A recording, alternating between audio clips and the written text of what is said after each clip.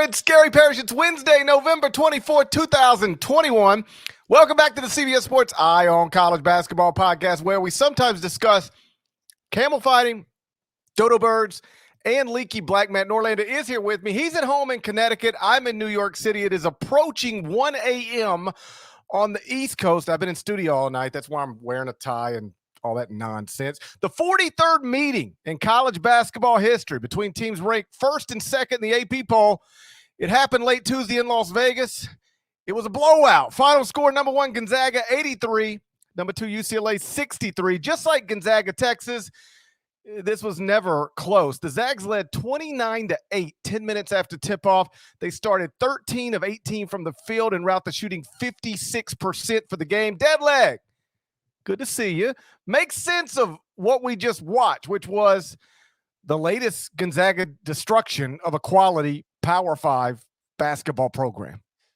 It's not that hard to make sense of this. We'll get to the Duke stuff later in the podcast because that's the third major test in November.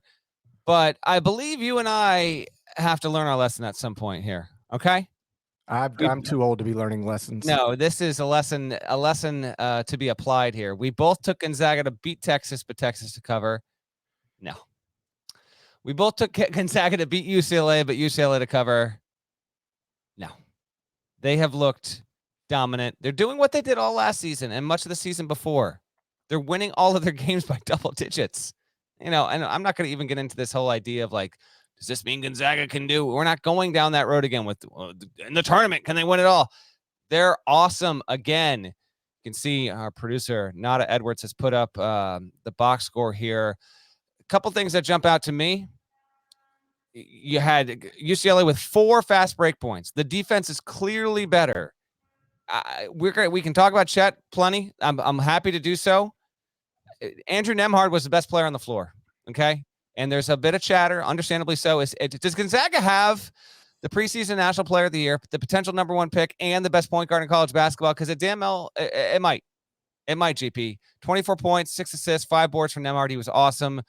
Holmgren was terrific. I'll save my UCLA thoughts for a couple minutes from now. But I'm not that stunned by this. I'm just a bit let down because it's a 1 versus 2, and I was hoping that we'd be able to get on this podcast and talk about a really great game, but we're not. It was awesome to see Dick Vitale back on the mic, and that was a pleasure. That was the highlight of the night, basically. UCLA just didn't threaten. Like, we just kind of sat there wondering if it would ever happen. It never did, and so Gonzaga gets a cruise control victory and now has a couple of days to rest up and prepare for Duke.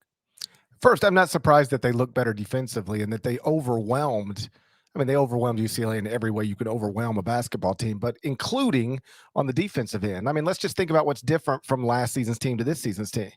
I say this with all due respect, but losing Corey Kispert does not hurt you defensively. Putting basically anybody else in that position helps you defensively. And then they added an elite shot blocker. I mean, a rim protector who, yes, blocks a bazillion shots a game, but prevents people from even taking them. Like, prevents people from even trying to take them. And that's a big, big factor. So they're tremendous defensively, or at least they're better defensively. And you mentioned that they're doing exactly what they did last season. That's what it looked like. It looked like a Gonzaga basketball game from last season where, keep in mind, they're not just bombing on you. They're just getting easy basket after easy basket after easy basket, no problem. Again, the first 18 shots, 13 of them went in. They were up by, what was it, 29-8. So they're up 21 points 10 minutes after tip-off. Like, I looked at the clock, 10 minutes left in the first half. It's 29-8. And yes, this is going to be like after the Texas game, the buzzwords became Drew Timmy's footwork. Like, suddenly everybody's talking about Drew Timmy's footwork. Like last year, I'm sure somebody referenced it somewhere, but it wasn't trending on Twitter. Like, it's wild how one person says something and then it just becomes the thing. Drew Timmy's footwork. Can we just get hashtag Timmy's feet going? I feel like that might be. Kevin loves outlet passes. You remember that one? I love that one. Because that was a thing where, like, it got mentioned that this was before I got to CBS, but I remember it all too well. because he made You like a sound like chest Taylor pass. Swift. You sound like Taylor Swift. There you go. He made like a chest pass in practice, and like some national media members were on hand for it, and so that it was this idea that Kevin Love, he makes a chest pass and goes down the entire court. Yeah, that exact thing. And then you could never talk about Kevin Love without mentioning the outlet passes, and he's really great at outlet passes. Like, Jesus Lord, Drew Timmy's got great footwork. And now here's the new one. It'll be, does Gonzaga, you reference it, they got the player of the year, the number 1 pick in the draft, and the best point guard. And you're right, they might. I'll give Tommy Lloyd credit. I don't know if you remember this, but we were sitting with him in Augusta, Georgia, this past summer, and sort of picking his brain. I mean, I was picking it like, hey, so how do you think they're going to use Chet? Tommy, for people who don't know, he's now the Arizona head coach. He was a longtime assistant at Gonzaga. And he said, Chet's going to be fine. Timmy will do what he does. Chet will float around, and he'll rim protect on one end and float around on offense. And I vividly remember Tommy saying this, and Nembhard will be the best point guard in the country. He won't be the best point guard prospect, and people might not talk about him that way, but he'll be the best one. He'll be the most impactful one, the most effective one in doing what his team needs him to do. And when you check those 3 boxes, man, you got something special. And you're right, there are some weirdos out there who will continue to ask questions like, yeah, but can they do it in March? Which is such a stupid question to ask. Of course, this team can win a national championship. Just like last season's team could have won a national championship. Just like the one that lost to Carolina in the title game could have won a national championship. Just like some other team, the Adam Morrison team could have maybe won a national championship. Gonzaga has had lots of teams that could do it. They just haven't done it yet. And this team might not do it because there are other good teams in the country, Kansas, Purdue. But this team is clearly good enough to do it. And if it's possible to exceed expectations when you are the betting favorite to win the national title and the consensus number 1 team in the preseason, that is what they're doing already. They are exceeding expectations. They have played a Texas team that was preseason top 5 and a UCLA team that was preseason top 5, and they blew both of them out. Neither game was competitive. And if you want to look at Texas and say, well, yeah, but how good is Texas? Okay, like whatever. You can't look at UCLA and say that. Why? Because they just beat Villanova, and we know Villanova's legit. Villanova's going to win the Big East probably by multiple games. We know Villanova's legit. UCLA beat them, and then UCLA couldn't even play with Gonzaga. That's how dominant they were. Yeah, UCLA had 0.89 points per possession. Not horrendous, but obviously you want to be above 1 if you can be. Gonzaga finished at 1.17. Effective field goal percentage really tells the story. Gonzaga shot 65%. That's combined rate between your 2-pointer and 3-pointer to get an effective field goal rate. UCLA was just 36.2%. Not good, and UCLA didn't get to the line either. Gonzaga turned the ball over more than UCLA did, but it was just non-competitive there. I was a little surprised by that. Juzang only had 11 in this game. He had 29 when they played in the Final Four. Credit to Mick Cronin. He knew what he was talking about. He got asked, again, sorry about that damn noise. Yeah, you told me you were going to fix that. At what point at what point are you true to your word? At what point are you a man of your word? I need someone to explain to me how a MacBook Pro that's newer by at least 3 years than the Air that I'm on has a worse camera than this one. That's why this is happening. We're going to get Can't you just turn that sound off? Can't you just there's got to be a way to do that. I literally can't. My apologies to everyone. I wish I could. It's Enterprise Connect, and it's not the rental car company. I don't know what's going on. Trust me. I hate it. Delete Enterprise. What do you even need that for? I cannot get rid of this damn thing. I can't delete Enterprise Connect. Why do you need that? What is it for? I have no idea, man. Then why do you have it? Delete it. If I see something, I didn't put it on the computer. I didn't put it on. Delete it. I delete stuff off my computer all the time. That does not surprise me. I don't need anything I don't need. Okay. No.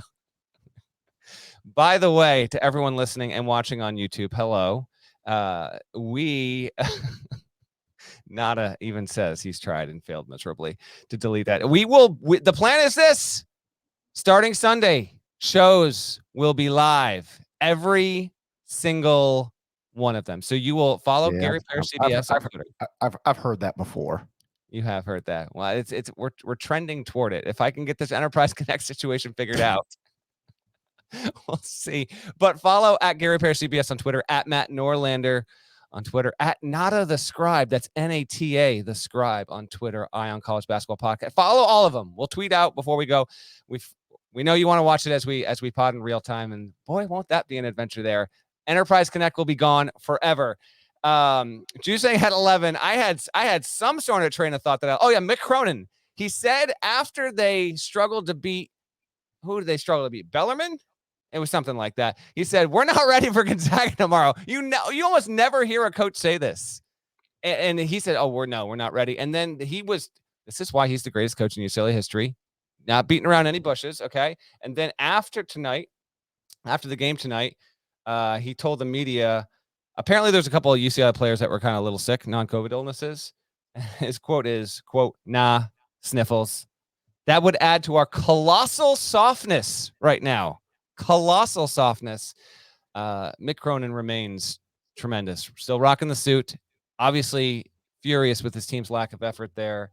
And I'll just note, UCLA's 5-1. They do have that win over Villanova, a Villanova team that is 3-2, with losses to UCLA and Purdue and a win over Tennessee. So we'll see. I'm not going to overreact to that one result. I just was hoping we'd get a better UCLA team than we got in this particular game here, and we didn't. And so that's a little bit of a letdown for the Bruins now with this game behind them.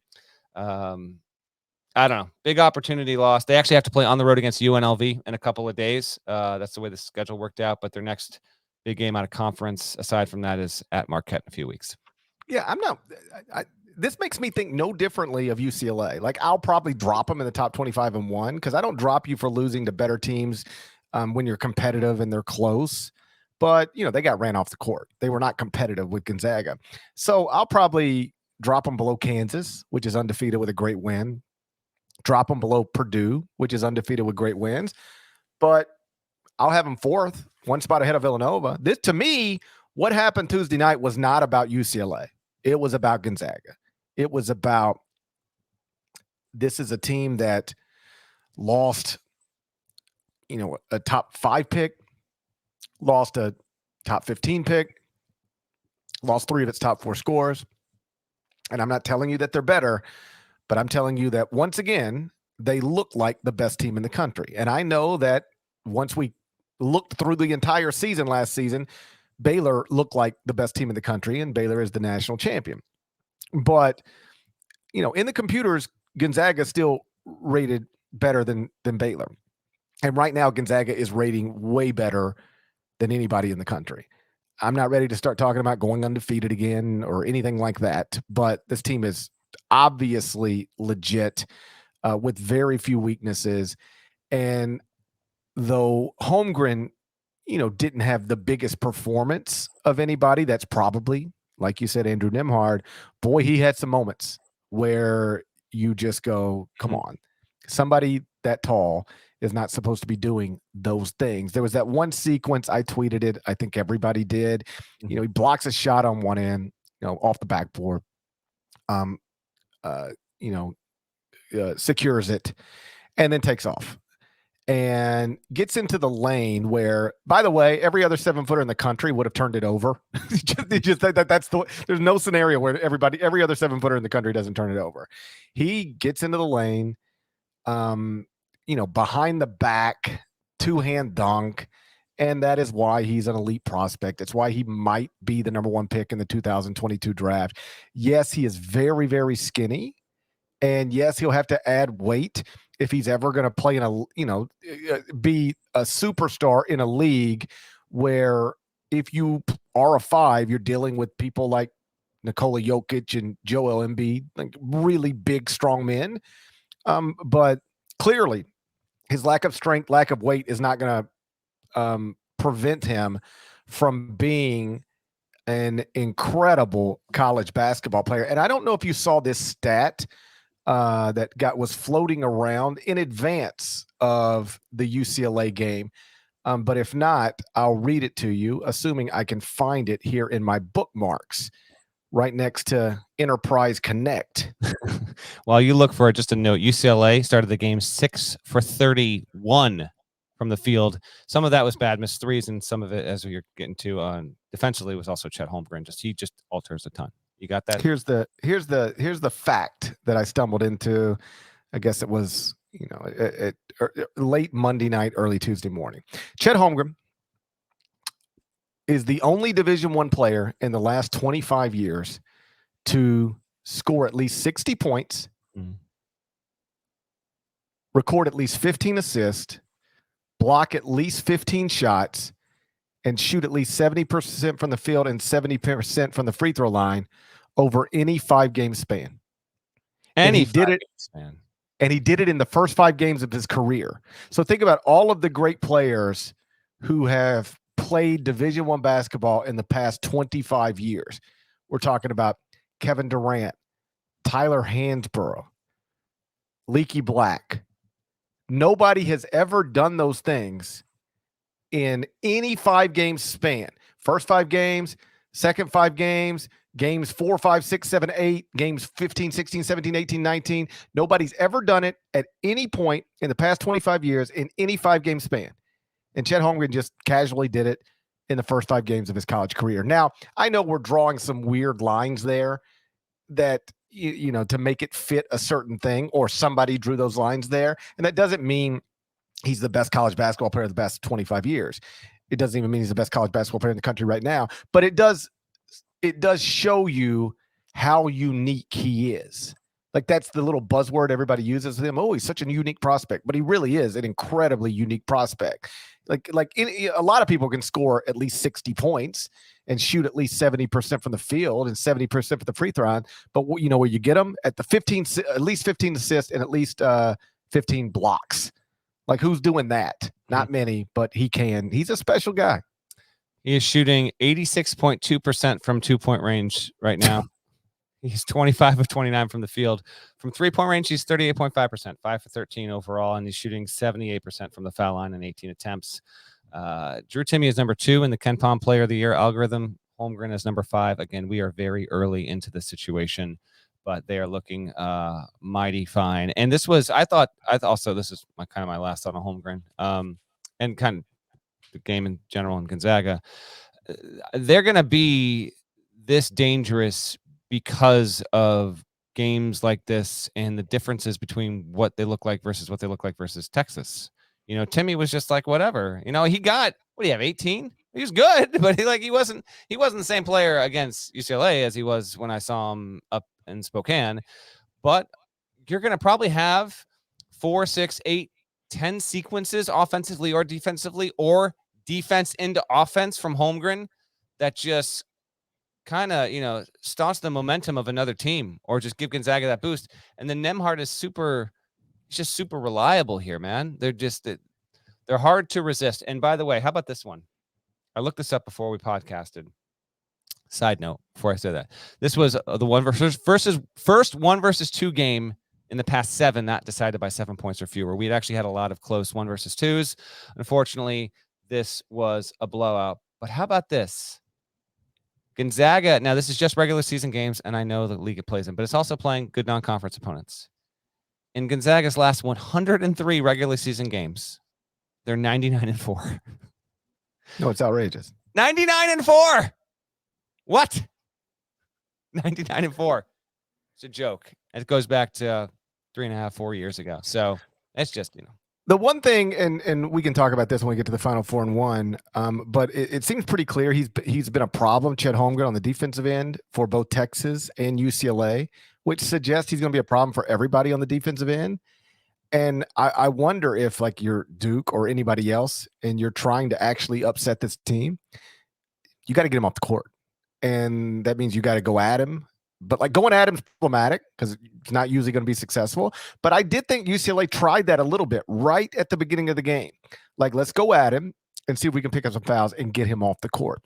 It didn't work, but I'm not sure that's not the best approach, because when he's on the court, yes, him launching from 23 feet gets attention, and him going coast to coast behind the back gets attention, but it's on that defensive end of the court where he really causes a lot of problems. You mentioned the league Gonzaga plays in. Before we move on, let's point out that the West Coast Conference is awesome. I was going to say this for Final Four and 1, but you want to get into it right now? Let's do it, my man. It has been an incredible few nights for the West Coast Conference. Gonzaga is now 6-0 with wins over Texas and UCLA. They're ranked first at KenPom. But it doesn't stop there. BYU is 4-0 with wins over San Diego State and Oregon. They're 27th at KenPom. San Francisco is 6-0. Beat Davidson and Nevada. They're 37th at KenPom. St. Mary's is 5-0. 41st at KenPom. Beat Oregon and Notre Dame. And Santa Clara. Herb Sindek. 5-0. Beat Stanford by 16. Nevada by 22. TCU by 19. They're 71st at KenPom. Right now, the WCC has 4 teams in the top 45 at KenPom. That is the same number as the Pac-12, as the ACC, and as the Big East. And the American Athletic Conference, which typically finishes one spot ahead of the WCC in the conference standings, the American only has 2 in the top 45, Houston and Memphis. Again, the WCC has 4. That's the same number as the Pac-12, ACC, and the Big East. That league is really operating, really well right now in a way that we shouldn't be surprised by Gonzaga, maybe not by BYU. San Francisco had strong computer numbers in the preseason, but St. Mary's seems to be, back to what St. Mary's has been in its best days under Randy Bennett. And Santa Clara sitting here at 5-0 with a 16-point win over a Pac-12 team and a 19-point win over a Big 12 team. Like that's a. I said this because we had Santa Clara's game on our air Monday night, CBS Sports Network. I was in studio. Like, I've watched them twice now, I think. That's a team that could win an NCAA tournament game if it gets into the NCAA tournament. You got to get there. And the problem for them is that they're not in some one-bid league where they can just go win the auto bid, because you got to beat Gonzaga in this league to get the auto bid. Good luck. But if they can get an at-large bid to the NCAA tournament, that Santa Clara team's good enough to win a game. Before I get into a little bit of the WCC here, you can see it on the screen right now. Hashtag 4bid WCC. Like, I'm serious. 27-0 combined with those 5 teams. Like, I sent out hashtag 4bid WCC, and people are like, 5bid. 5's going to be a lot. But there's already a significant portion of the non-conference schedule that has been played, and these teams haven't lost yet. One of them will have in the Final Four. Actually, 2 of them will have in the Final Four and 1 in a little bit here. But Parrish, like I said in the preseason, this was going to be the best season in the history of the conference. That's clearly going to be the case. Even if it's a split top half, bottom half, it's just never been this good. It's going to take a monumental collapse from the likes of Santa Clara, the Dons of San Francisco, and then like a St. Mary's, which is playing in the Maui championship game on Wednesday. You with me, right? I mean, this clearly seems to be where we're heading, because we don't have, again, the likes of the Big Ten, the ACC, the Pac-12. These conferences have not performed in sterling fashion through the first 2 weeks and a day here throughout the season. So I'm just saying, 4bid WCC. Well, how about this? If you were doing a bracket tonight, you would probably have 4 WCC teams in it. I mean, just based on the records and the computer numbers, you would probably have 4 WCC teams in it. We'll see. But, this whole bottom half, top half split is not the worst thing in the world for a league to have. I mean, I know a commissioner wants every team in the league to be good, but if you're a coach in the league, hey, let's build up strong computer numbers among the top 4 or 5, and let's only beat each other, and lose to each other, and then let's beat the rest of them with no exception. That's how you get 3 teams, 4 teams, 5 teams. You don't want your teams at the bottom capable of beating your teams at the top. That's a disaster. And so the good news for the WCC is the teams at the bottom might be so drastically separated from, the top 4 or 5 even, that they won't be at risk of taking those losses. And, when you're trying to build a resume, when you're in the ACC, you can go get big quad 1 wins. Big 12, you can go get big quad 1 wins. In the WCC, there's not going to be those types of opportunities to go get these big signature wins. So what's the next best thing you can do? Avoid the bad losses. And that's why it's not the worst thing when the teams below you aren't aren't seriously a threat to you. We'll remind listeners there's a 6th team that could also be a benefit to the league. Loyola Marymount was expected to be better than Santa Clara, and in the eyes of some, better than San Francisco. That hasn't been the case, but they are 3-2 with a win over SMU. So just keep that in mind as well. Yeah, but you laid out the teams before. The conference has wins over SMU, TCU, Notre Dame, Oregon, Texas, Oregon twice, San Diego State. There's just a lot of quality wins to this point, and they should have a good shot. Santa Clara does have one of its better players who's going to be out with mono for a few weeks, so hopefully they're not held back too far by that. But yeah, it's been good. By the way, on Torvik, you can search to eliminate all. KenPom right now still has preseason bias built in, right? So that's why, for example, if you go and look and you'll see like 2-loss Villanova hasn't dropped a lot because there's preseason bias and historical bias. You can filter out to just results this season. And Torvik's got 5 WCC teams in his top 53. He's got San Francisco 53, St. Mary's weirdly at 51, Santa Clara up at 29, BYU at 10. And this is just based off of opponents and what you've done. This will get updated. It doesn't reflect the Gonzaga win. He's actually got Arizona 1 and Gonzaga 2 based off pure performance, no preseason bias. Gonzaga will no doubt go to number 1 once that updates in the morning there. But big win for the Zags, and we'll get to the Duke game in just a little bit. All right, let's move on. Cincinnati looks like it might be way better than anybody anticipated. We're going to spend a few minutes on the Bearcats next, but first, check this out. So Cincinnati looks like it might be significantly better than anybody anticipated in the preseason. The Bearcats were picked 6th in the preseason AAC poll under first-year coach Wes Miller. Started 4-0, then beat number 14 Illinois by 20 on Monday night, and that's full strength with Kofi Coburn, Illinois. And then they played Arkansas on Tuesday night, 13th ranked Razorbacks, and played them to the final minute. I know that Arkansas covered, but that was which was, I think they covered, it was Arkansas -5, and they covered it because of some, late free throws and, whatever. But it was a 1-possession game in the final 30 seconds. So it's a really nice start to the season for Cincinnati. And by extension, that's good for the AAC. It's good for Memphis. It's good for Houston. You buying some Wes Miller stock right now? Yeah, I think I got to. I mean, Arkansas wins it. They're supposed to win it, Hogs fans. So you're 5-0, and Jalen Williams looked wonderful, and you don't have a relevant game again for a good while here. The story is more Cincinnati because there's a little bit of an iffy charge call that went Arkansas's way. It was Williams who actually drew the charge. He got there in time. It's just one of those plays where I'm not one of these guys who hates the charge. I don't hate the charge. It needs to be in basketball. There's a reason why it's there.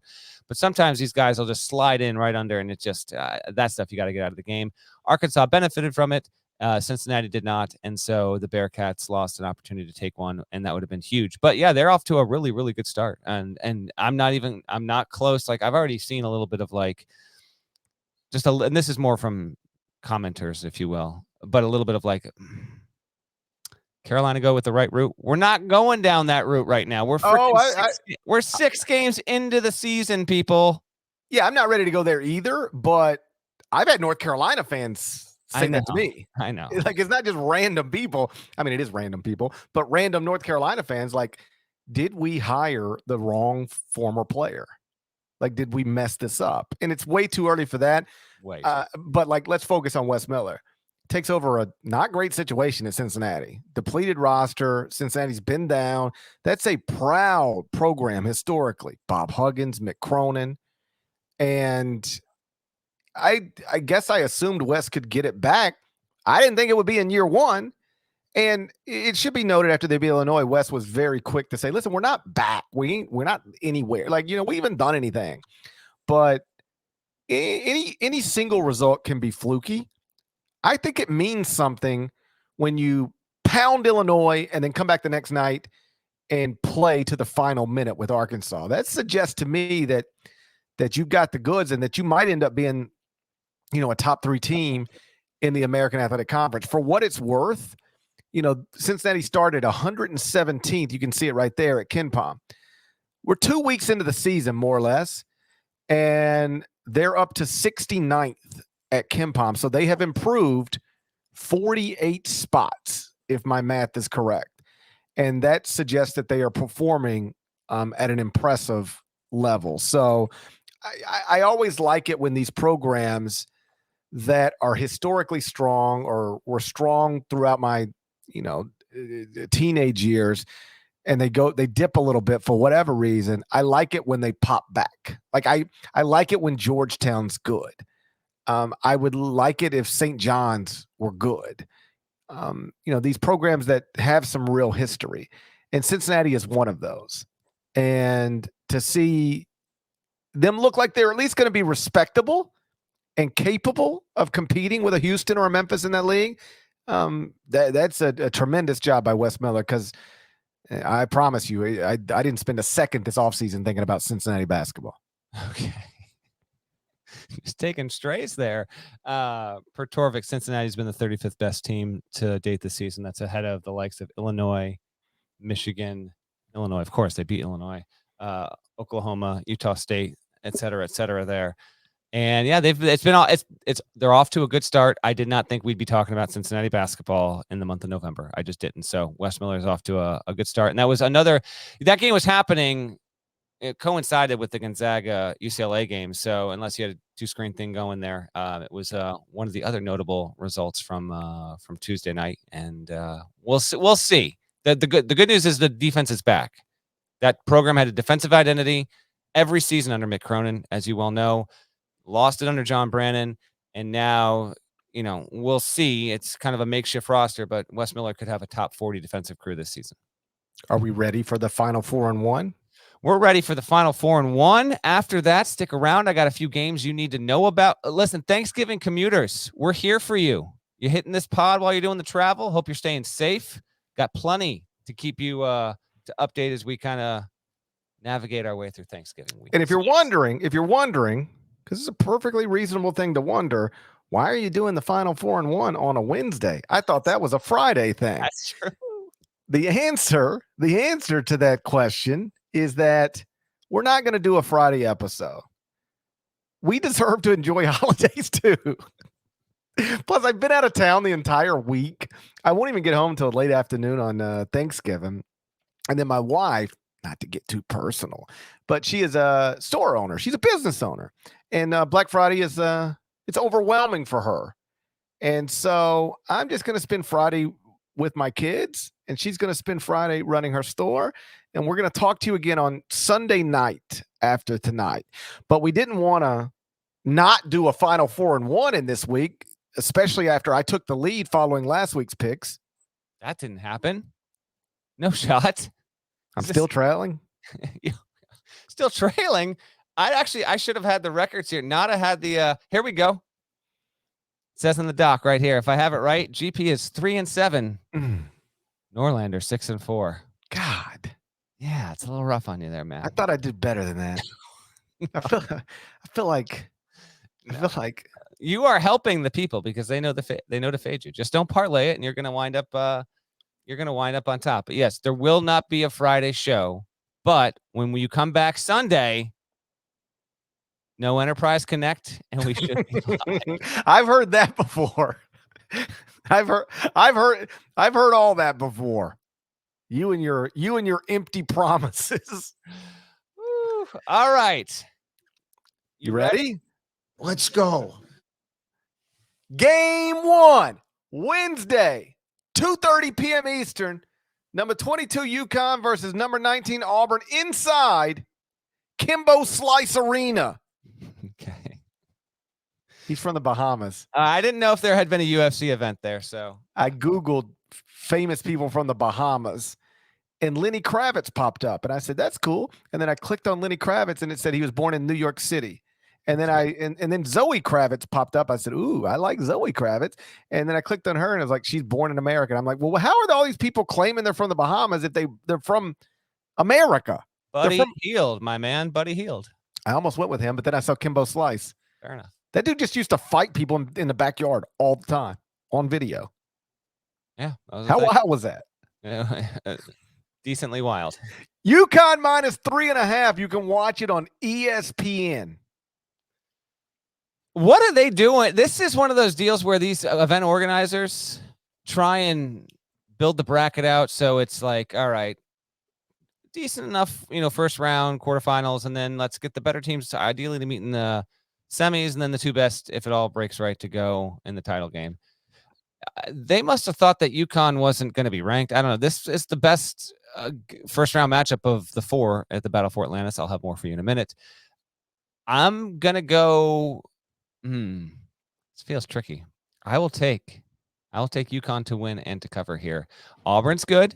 I think this game can be highly entertaining. If you have not seen Adama Sanogo play, keep an eye. He will be UConn's best player. RJ Cole, very good scorer. UConn has really good defense. I think that they're going to have enough length and athleticism to slow down what is an entertaining Auburn team. But yes, this is a wonderful, wonderful way to get your Wednesday going. You might be listening to this podcast and the game's going on. Go find this game right now. UConn to cover. Have you seen what my breakout player of the year, Walker Kessler, is doing? I have not, I'm afraid. Well, let me tell you. Read it off. He's averaging 4.3 points, 5.7 rebounds, 3.7 blocks a game. Disappointed in him. It's rough. I'm disappointed in him. Maybe this is the game where it all turns around. Why is Walker Kessler not breaking through? In the preseason, let's just hit the reset. I gave you Zach Edey. Parrish gave you Walker Kessler. Hey, but it can turn around. We'll see. I would like to change my breakout player if it's not too late to Adama Sanogo. Okay. I'll allow it. He is breaking out. Averaged 7.3 points last season. Now it's 15.8 through 4 games this season. He's been good, really good. Like you said, he's at this point, he's UConn's best player. I guess I'll take Auburn plus the points. Okay. Perhaps this is the game Walker Kessler breaks through. Perhaps maybe this is the game you break through. Maybe he decided I will not break through until I am inside Kimbo Slice Arena. You never know what these young people are thinking, Norlander. I'm almost positive I know he was never thinking that thought. Even you are getting a little, up there to the point where you can't pretend you know what these young people are thinking. So I know it might sound absurd to you that Walker Kessler might have been thinking, I will not break through until Thanksgiving Eve inside Kimbo Slice Arena, but that might have been in his mind somewhere. And you think we can convince Seth Davis next year to do a 50 under 50? So we got a shot at this thing. Dude, how about this? Actually, will you have a shot at that? Yeah, I'm under 50 for a little while. Okay. I know it doesn't look like it. What were you gonna say? So the Memphis Flyer used to have I made 40 under 40, no problem in Memphis. That was easy. I was the easiest 40 under 40 pick of all time. But then the Memphis Flyer did a 30 under 30. And I went on a rant one day, live on radio. I was like, I was a national columnist for CBS Sports at the age of 29. Had the most successful radio show in this market at the age of 28. How could I have not been 30, top 30 under 30? Like, this is absurd, bordering on totally disrespectful. Went on the whole thing. Tongue in cheek, but kind of serious. The editor emails me and just says, hey, I wanted you to know that, because at this point I was like 38. He was like, you realize we didn't start 30 for 30 until like 3 years ago. You were already 35. It didn't exist when you were under 30. And I had to apologize. I figured that was the case. Yeah. But if it would have, I thought I could have made it. But now I can't even get in the athletic 40 under 40. Not sure. Honestly, not sure I can make 50 under 50. We might have a chance. Speaking of Memphis, game 2, Wednesday, 9:30 p.m. Eastern, number 9 Memphis versus Virginia Tech inside Olivia Wilde Center. Why? She lives in Brooklyn, I think. So you're giving her the building? Barclays, that's hers. Okay. She's got more naming rights over that building right now than Kyrie Irving. I'll tell you that much. She divorced Ted Lasso and started hooking it with Harry Styles. You don't think she deserves a building? Again, I am out to lunch on all the celebrity gossip. I didn't even know that was a thing. I didn't know she was married to Jason Sudeikis. Come on, I Jesus knew that. Christ. You didn't know she was married to they weren't maybe they weren't married. They were partners. They have children. I know. You saw him at a Delta Lounge like 2 years ago. You made eye contact. It got a little awkward. I know the whole deal. Yeah, exactly. That's a real story. Delta Lounge on my way to the Maui Invitational back when they used to actually play it in Maui. Exactly. Remember that? I do. Zion Williamson was there, and that other guy, RJ Barrett. RJ Barrett. Everyone knows who that I was in the Delta Sky Club having breakfast, and I look up, and guess who's there? Ted Lasso, Olivia Wilde, and their little children. And you would think, oh, look, it's the movie stars and the writers and the directors. Man, look how much, what a life. And you know what they were? Exactly like any other parents with young children in an airport. Totally stressed out. You could see it. It's hard, man. Nada sends a note. See, he keeps us in check, which I appreciate, because now we don't have people that are going to yell at us on Twitter. They were, in fact, married. There we go. I knew it, and I didn't even know it. I was going to go to this game.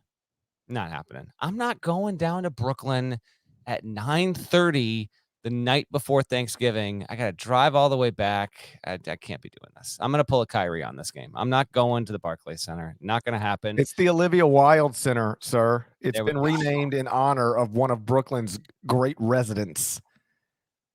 But we have a similar situation here with Lenny Kravitz. She is not from Brooklyn. She is of Brooklyn. She calls it her home. Okay. She's Brooklyn. One rule for Kimbo Slice and another for Olivia Wilde. I'm in charge of where I want to bend my rules.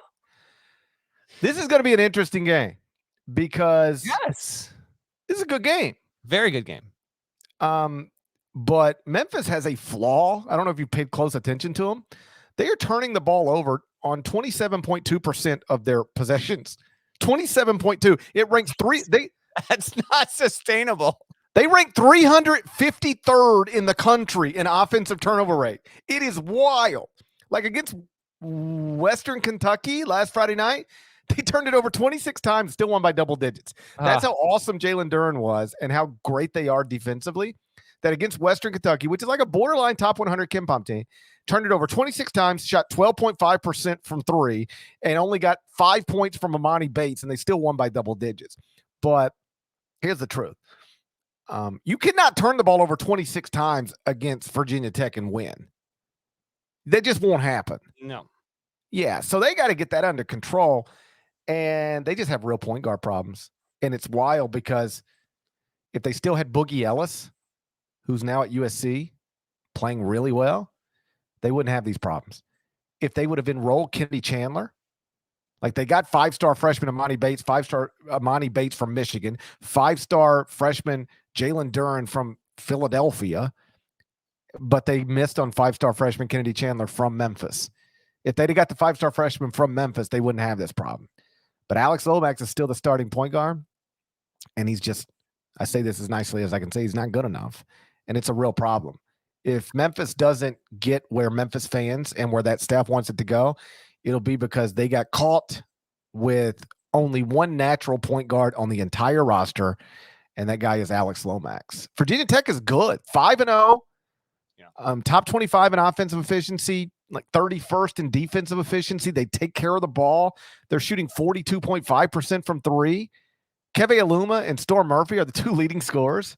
Both played for Mike Young at Wofford. Mm-hmm. How awesome is Mike Young that he got an ACC job and he was just like, I'll just bring my Wofford team over and win. Storm Murphy was on a later train, but yes, he just went there this year. But you're right. And I'm going to take Virginia Tech in the spot because of this reason. I was talking to I think an NBA front office person about Mike Young like a week ago, and he was heaping praise on how good of a coach Mike Young is, like how tough he is to prepare for. This is Memphis's first real opponent this season. I know Billikens fans, but you don't have your best player. Like Memphis beat St. Louis, nice win. St. Louis is not the team that it would have otherwise been with Javonte Perkins. So here's a real test, and with they got to get the point guard stuff figured out. So because of that, I will go Virginia Tech straight up. Give me the Hokies to win. And what's the first real test for both of these teams? Tigers, you got to prove it spot here late in Brooklyn on Wednesday night. Love to be there. That's too late of a tip. I can't be getting home 2:30 in the morning. I'm gonna be podcasting tonight till 2:30. Can't be doing that. But yeah, give me the Hokies. I'll take Memphis -1.5. I have to go home eventually. I have to go home eventually. All right. So put me down for Memphis -1.5. Friday, 10:30 p.m. Eastern, number 1 Gonzaga versus number 5 Duke inside Spearmint Rhino Arena. Oh boy. Woo. I didn't see that one. Boy, tell you one thing. I ain't saying I never done it. All right. I'm just saying occasionally we got some parents that love listening to this podcast with their junior high children. Inside Spearmint Rhino Arena. KenPom has it Gonzaga -7. You can watch it on ESPN. Did we learn our lesson? I mean, I did. Listen, I'm not even going to play around with you. I don't know. I can't. I got to lay points. I'm just laying point. How can you think anybody's staying within 7 at Gonzaga right now? Exactly. We're both okay. So let's get this out of the way. We're both taking. I'm not taking anyone to cover versus Gonzaga until I see it happen. Certainly at the power conference level, we both got Gonzaga covering the 7. No doubt about it. Got to happen. Now, this game's going to be fascinating as hell. You have the 2 best freshmen in America. Could be the player of the year. Either one of these could be the number 1 draft pick. And I kind of feel like it's going to be Banchero guarding Chet because Banchero's better defensively out on the perimeter than Mark Williams, who's a more traditional center who will guard Timmy. So we have 4 really, really good big men. Completely fascinated with this matchup. And then you'll have Trevor Keels on Andrew Nembhard. Wonderful head-to-head battles all over the floor here. Duke, I didn't think would be better than UCLA heading into the season. I do think Duke is a better team right now. Maybe that won't be the case. Maybe the Bruins will wind up being better once we get to March. But right now, I think Duke is better than UCLA. And on Friday, I think Duke will give Gonzaga a better game than UCLA gave the Zags on Tuesday night. But I'm not picking them to finish inside the number. It'd be a hell of a thing to talk about Sunday if Duke can win the game or keep it really close. But I'm more interested to see how Holmgren does against Banchero, how Banchero shows up in this. If it's just becomes another Drew Timme game, I don't know. Is it going to be a game that's dominated by the defense? I think there's a lot of ways that this can go. Side note, you heard when GP said that 10:30 tip though. Late Friday. We'll be up watching it, but so many of these really good games have just been late as hell. Late as hell. 10:30. Yeah, I mean, like whatever. It is what it is. But like, I'm sleepy, you know? I'm getting sleepy. We are not doing this again Friday night after Duke Gonzaga. You can wait for Sunday and the live podcast for us to talk about that. I've heard that before. Saturday, 9:30 p.m. Eastern. This is game 4. Number 18 BYU at Utah inside the Andrew Bogut Center. KenPom has it BYU -2. You can watch it on. Oh my God. Are you kidding me? You can't watch it. Just text me. You want me to FaceTime you? Just prop my phone up for 2 hours. Just text me and let me know who won. You can watch it on the Pac-12 network. Just text me when it's over and let me know how it went. You know what they call this game, right? The Bot game? Okay. Oh, it's a late podcast, folks. It's late. It's not. This is the Holy War, is it not? Oh, the Holy War. I thought it was the Bot game. He never played for BYU. He was at Minnesota. He could have. And then he could have come on back home to Utah. Oh my gosh. Oh, that's just incredible. Just wait. We're going to get to the point on these late night ones where I actually start drinking right during the podcast. I am not doing it yet, but we'll get there. I'm so ready for that. Utah, we talk about coaches doing well in their first season. Craig Smith, who I have endorsed and predicted he will be at Utah for more than a decade and he will work out in a major way. He is 5-0, but BYU is by far the best team yet. And I will take the Cougars to continue the WCC's great start at the top of the conference there. And I will have BYU and Alex Barcelo winning that game getting it done on the road and getting a quad 1 win. But yeah, I'm glad you picked that one, man. I didn't know if you were going to go for that one, but yeah, that's a quality one. So I go BYU. What about you? Yeah, I'm going BYU. I just think BYU is really good. And I think Craig's has made Utah respectable. Like again, we talked about Wes Miller, where Cincinnati started at KenPom, where they are right now. Utah started 96th. They're up to 69th, I believe, right now, 68, 69th, in that range. Barcelo's averaging for BYU 20.5 points. He's shooting. Have you seen these numbers? 70% from the field and 60% from three. He's insane. He's insane. 60% from three on 5 attempts per game. I mentioned Botgok. He's back home where he belongs. He went to Minnesota for a year, realized he needed to get back to his roots. He's now at Utah, averaging 10 points, 2 rebounds per game. Good to have him back. Straight up thriving right now. It's good to have him back. My game. Here we go. Friday. All right. 4 p.m. at the Caleb Green Center. Who's Caleb Green? Caleb Green? Who is Caleb Green? Is he the drummer for Big and Rich? No, but I don't know any Big and Rich song except for neither do I. I don't even know why I say that. It's the only one I know, but I hope that he listens to the podcast. Very little chance. Caleb Green is the all-time leading scorer in Oral Roberts history. 2,503 points. Also has the most offensive rebounds. Do you know I almost picked that game, and do you know what I named that arena? Bill Self Arena. Okay, fair enough.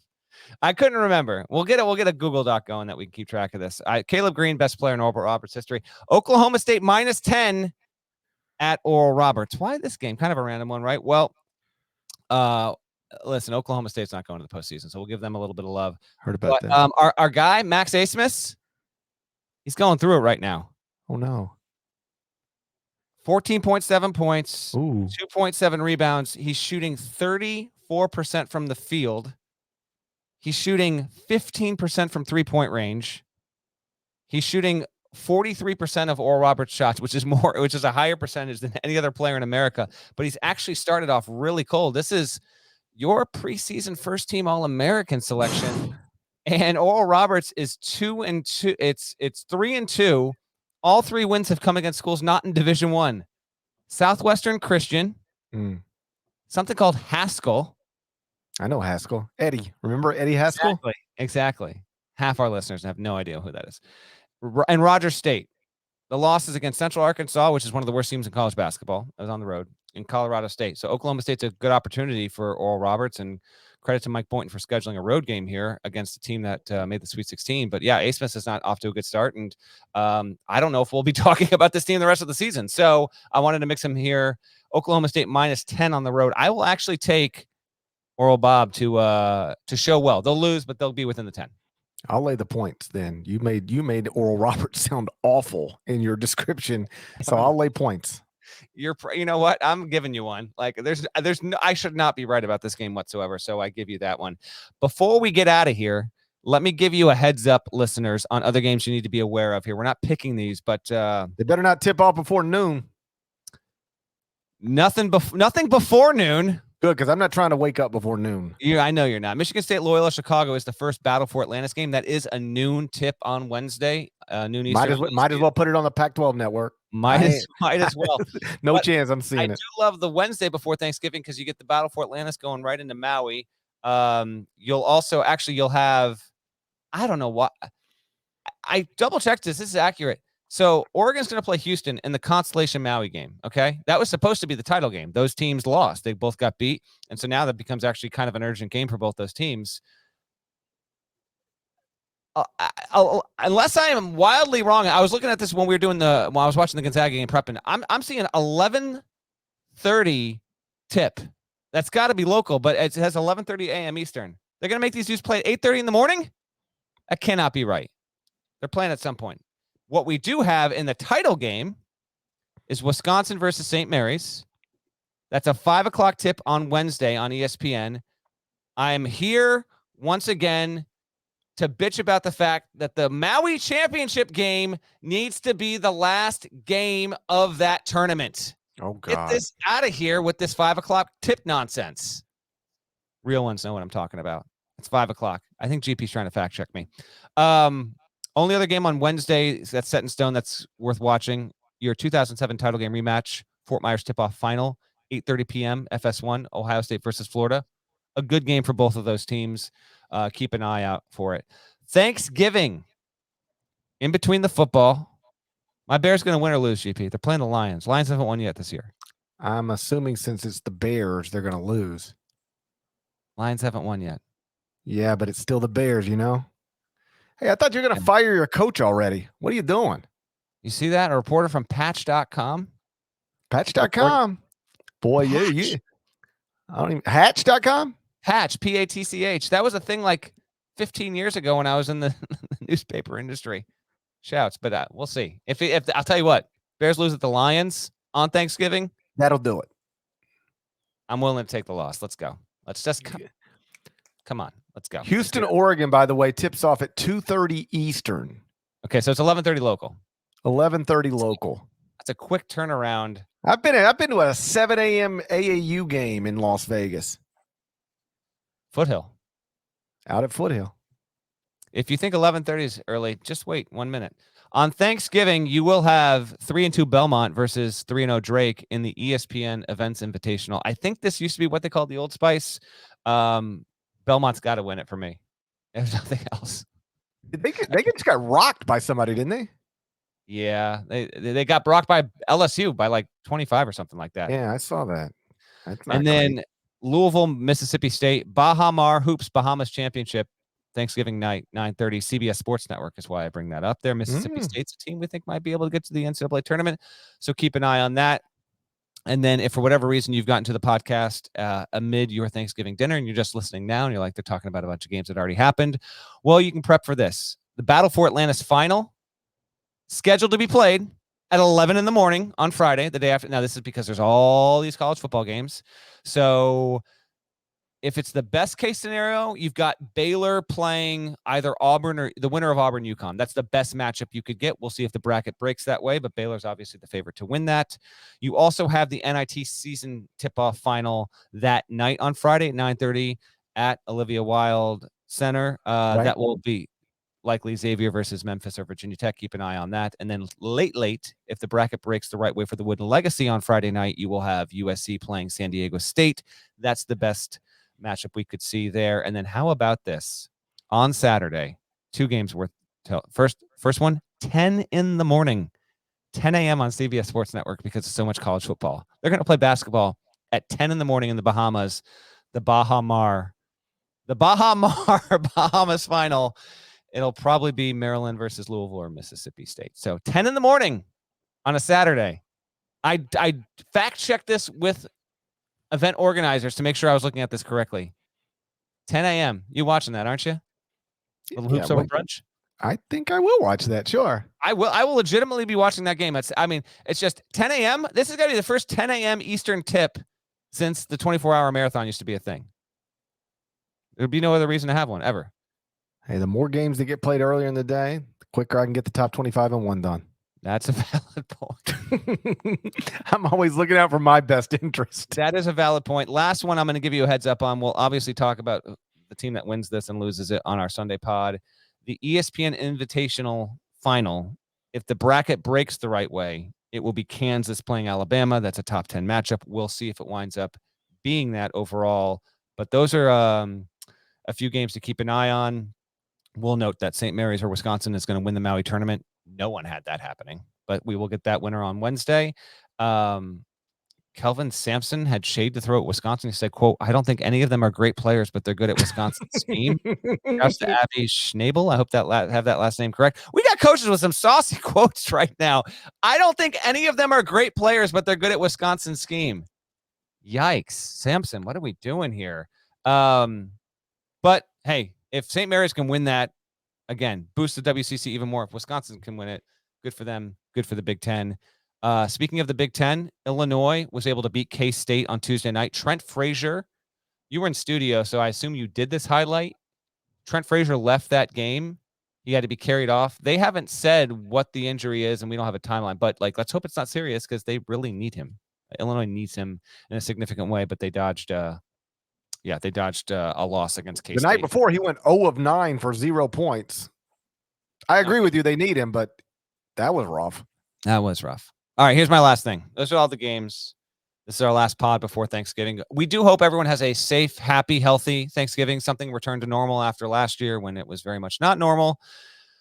But in our shared Google Doc, I suppose you didn't see it at the bottom. I just simply have a note. It says, make fish on Thanksgiving acceptable. I'm a pescatarian. You hate turkey. So this idea, like, you got, what are you doing? You doing a ham? You doing a big chicken? Like, what are we doing here on Thanksgiving? I guess Well, I'm flying. I'll be eating in the Delta Sky Club until I get home. This has got twisted on me a little bit. I don't hate turkey. Like if I'm at the golf course making the turn and I want to grab something very quickly, I might grab a turkey sandwich. My whole point with Thanksgiving is that having a holiday annually that is most centered around food and eating, to make the centerpiece of that such an inferior product like turkey seems nonsensical to me. Like if you asked anybody in the world, hey, what do you want to eat today? You can have whatever you want. Nobody's going to say turkey. Nobody. Some people might say pizza. Some people might say steak. Some people might say burgers. Some people might say pasta. Some people might say, fried chicken sandwiches. Nobody would say turkey. And yet we all get together on Thanksgiving and pretend that the turkey's awesome. And it's just not. At least it's not as awesome as other things would be. Like I always make this point. If you put a turkey, sliced it all up so people could just grab it how they wanted to, make it easy. And at the other end of the table, put the exact same amount of Chick-fil-A chicken nuggets. With an hour later, there'd be plenty of turkey left, and those chicken nuggets would be gone. And I know that this is tied, or at least I think it's tied. I don't really understand a lot about history. I wouldn't consider myself a history buff. But I feel like this is the Pilgrims' fault. And I don't even know how this could work. I'd have to think it through. But how much better would Thanksgiving be if we'd have had Mexican Pilgrims? And we could have tacos and burritos and quesadillas and chips and dip on Thanksgiving. And we'd be like, we're celebrating tradition thanks to our Mexican Pilgrims. It's a real shame we didn't have Mexican Pilgrims. Here's the deal. When you load up that Thanksgiving plate, you have an internal, even if it's subconscious, you have an internal power rankings. And you are more excited about the potato element, mac and cheese, potentially the stuffing. Maybe you got a good little cranberry thing. Maybe you got something that you, mom, grandma, uncle, someone just makes it, only make it for Thanksgiving. That's what you get excited about. My point is this. Why have we created a taboo around having fish on Thanksgiving? Nada himself said, you know what? You want to go to a grouper? Little swordfish? I'm good with that. Salmon's a little sketchy. I don't quite understand that, but just for you, Nada. Still, by the way, he's like the unheard third member of the podcast. I kind of like what we've developed here. I will go grouper when I go to the fish market on Wednesday. Okay. But I got an issue because we had this fantasy football today tweet that went up. Pick your sides. You got a budget. I said, I'm going salmon. People came back. Salmon is the most reliable protein out there. It's not hard to cook. It's always awesome. Get a little garlic, a little butter on there. Oh gosh, Nada says salmon's basic. Not my salmon. That's all I gotta say. Salmon is basic, but also good. It's like macaroni and cheese is basic, but also great. A lot of things are basic, but great. Did you see that Patriots player try and hate on mac and cheese? Yeah, that's why I mentioned that. Absurd. What are we doing? He's like, it's just noodles and cheese. Well, he said get it off the table. Yeah, but do you know what a cheese quesadilla is? It's just cheese in a tortilla, but it's unbelievable. That's right. Like a cheese roll up. Again, cheese rolled up. Throw a cheese tortilla into the Thanksgiving mix and tell me who's not better for that. It's a shame we didn't have Mexican Pilgrims. I don't know how that would have worked. I don't either. But it's just a shame. Imagine if on Thanksgiving we were going to have tacos and burritos and cheesy gordita crunches. Put a cheesy gordita crunch on the plate next to a slice of turkey and see what gets eaten first. It's like that. Now you wouldn't understand this because it's a Seinfeld reference, but there's a whole tangent Costanza goes off on one episode where he's like, "You're telling me people are taking wine over Pepsi? No, I show up to this party with Pepsi and I'm the hero of the night." Same exact deal you're talking about there. By the way, you're flying on Thanksgiving. Yep. I did that 4 years ago for the PK80. You should be. I mean, that's the day to fly. I've done it several times. People travel the Tuesday and Wednesday and the Friday, but Thursday usually. The only thing I'm worried about, and I didn't think about this as I was booking the flight, I'm staying on Broadway. There's a Macy's Thanksgiving parade. Like, how am I gonna get through that? What if you see me on TV just cutting through the parade with my suitcase, my portable lights, these stupid rings? Oh my goodness! Just this is awesome. I didn't even consider that part of it. It's too good. It's too good. It's almost 2 a.m. Get out of here. I've never wanted to do anything more than get out of here. Shouts to Devin Downey. Shouts to Chester, South Carolina. Shouts to Kivas Shipman. It's a legend. Shouts to Larnell. Thank you, guys. He's a legend. Thank you for listening once again to the Ion College Basketball Podcast, middle of the dumbest pandemic of my lifetime. If you're not subscribed, please go subscribe. Anywhere you subscribe to podcasts, including Apple Podcasts. And please, if you haven't done it already, please go subscribe to the YouTube channel. There's no other way to see rings reflecting out of my eyeballs than to subscribe to the YouTube channel. So please do that. Hit the bell button. They say you'll get alerts. The alerts Sunday, we're supposed to be live. Bell button alerts. Get it done. We'll have a link in the podcast description to the YouTube channel. Get those. Never gotten an alert in my life. Get an Enterprise Connect alert, and then you trust me. You'll get it daily. If you see the like button while you're there, smash it. Just like Brandon Davies would. You know he would. He risked a whole basketball season. Be Brandon Davies. Smash that like button, and we will talk to you again on Sunday. Till then, take care.